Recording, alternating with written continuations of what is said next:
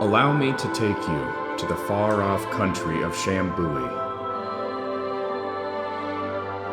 While the name was ridiculous, the population was generally quite intelligent. War had finally subsided in the small territory, but political issues with the surrounding countries did not seem to put the minds of the locals at ease.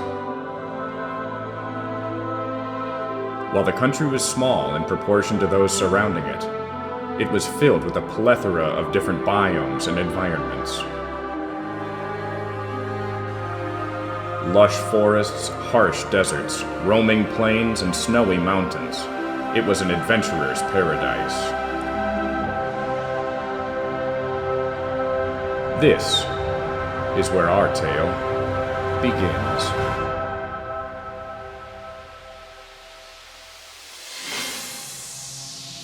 On the outskirts of the western plains, a lumbering figure roams down a heavily traveled path.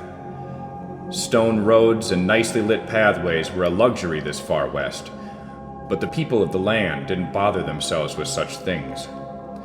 The beauty of the landscape was enough to keep them happy and thriving.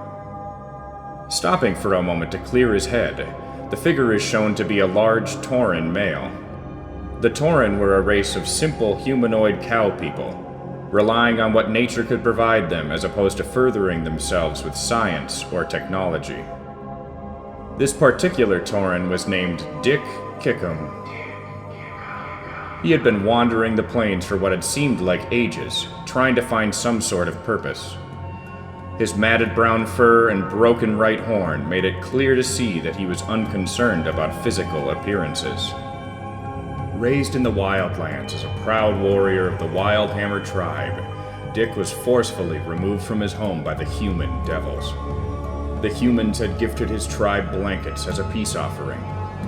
This seemingly goodwill gesture quickly turned sour, however, as the blankets were contaminated with fell rot.